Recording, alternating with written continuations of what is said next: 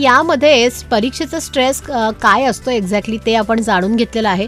आणि डॉक्टर पल्लवी कासलीवाल देशपांडे आता माझ्यासोबत आहेत, ज्या तुम्हाला सांगणार आहे की जर का परीक्षेच्या वेळेला असा स्ट्रेस आला तर तो आपण कसा कमी करू शकतो. व्हॉट आय फील इज थोडंसं आपण आपल्या वातावरणाकडे बघायला पाहिजे की आपण आपल्या 5 सेन्सेसनी काय ॲब्झॉर्ब करतोय. कारण if I am feeling stressful ते कुठून येणार आहे, मी जे बघते, जे ऐकते, जे अनुभवते बाय ऑल 5 सेन्सेस, तिथूनच आपले विचार, तिथूनच आपल्या भावना क्रिएट होतात.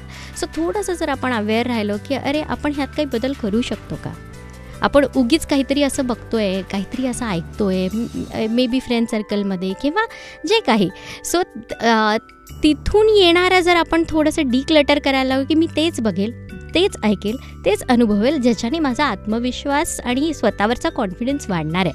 आणि जर ते कमी होणार आहे तर हळूहळू मला ते थोडंसं डिक्लटर करता येणं शिकलं पाहिजे की मी अशा लोकांसोबत थोडा कमी वेळ घालवेल किंवा नाही घालवणार सध्या, की ज्याच्याने मी अजून माझा आत्मविश्वास कमी होणार आहे. We will do a activity ज्याच्याने आपण काय कमीत कमी करू शकतो की ज्याच्याने ऑलरेडी जे जमा झालं आहे ते काढता आलं पाहिजे आणि अजून जमा नको व्हायला किंवा कमीत कमी आपण जमा केलं पाहिजे. ग्राउंडिंग हे मी त्याला लेबल केलेलं आहे की जी काही स्ट्रेस एनर्जी आहे ती आपण मदर अर्थला जाऊ देतो. Okay, one exercise that I would like to do tomorrow morning and every day till your exam is brush करताना तुम्ही जेव्हा स्पिट आउट करतात तेव्हा सगळं प्रेशर सगळं वरी